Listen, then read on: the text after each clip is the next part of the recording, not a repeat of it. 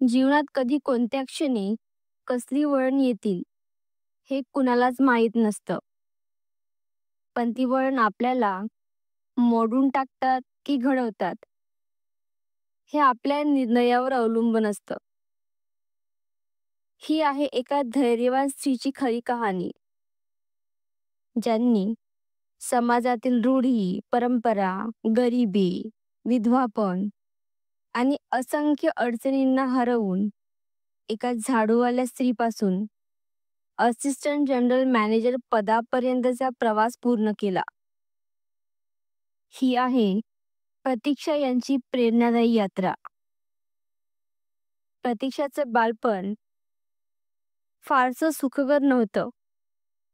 शिक्षण 7वी पर्यंत झालं आणि घरची परिस्थिती पाहता तिला वयाच्या 17व्या वर्षी लग्न करावं लागलं. तिच्या संसाराची गाडी नुकतीच सुरू झाली होती. भविष्याबद्दल स्वप्न उभी राहू लागली होती. पण आयुष्याने फार मोठा धक्का दिला. लग्नानंतर फक्त काही वर्षांनी ती अवघ्या 20व्या वर्षी विधवा झाली.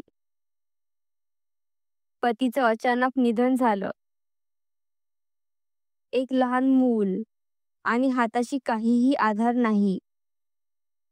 पती SBI मध्ये बुक बाइंडर म्हणून काम करत होते.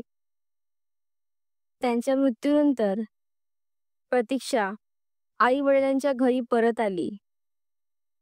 आजूबाजूला समाजाचे टोमणे, विधवेचं आयुष्य आता संपलं. पण प्रतीक्षाने हार मानली नाही. तिने मनाशी ठरवलं, माझ्या मुलासाठी मी काहीतरी करणारच. प्रतीक्षा पतीच्या बँकेत गेली. फक्त त्यांच्या बकाया रकमेबद्दल विचारायला. तिथल्या कर्मचाऱ्यांनी तिची अवस्था पाहिली. त्यांना तिच्यातील धैर्य दिसलं आणि त्यांनी तिला दिली एक छोटी संधी. फक्त 65 रुपयात मासिक पगारावर स्वीपरची नोकरी. आज ही नोकरी फार छोटी वाटेल, पण त्या काळी ती प्रतीक्षेसाठी आयुष्य बदलणारी संधी होती. तिने ती संधी दोन्ही हातांनी स्वीकारली.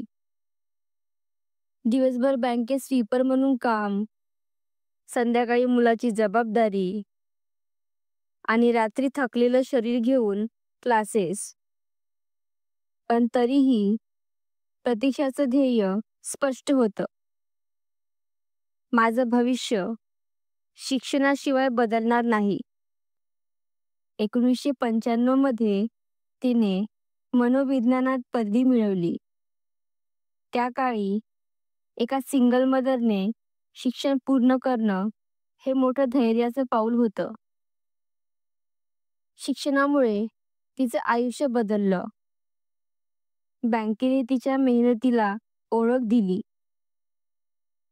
प्रतीक्षेला स्वीपरवरून क्लर्क पदावर पदोन्नती मिळाली. यानंतर तिची वाटचाल थांबली नाही. तिने कामावर पूर्ण लक्ष केंद्रित केलं, स्वतःला सिद्ध केलं आणि हळूहळू ती scale 4 officer, chief general manager अशी उच्च पदं गाठत गेली. अखेर 2022 मध्ये प्रतीक्षा SBIची असिस्टंट जनरल मॅनेजर बनली. एकेकाळी झाडू मारणारी स्त्री आज बँकेतील उच्च पदस्थ अधिकाऱ्यांच्या खुर्चीवर बसली होती.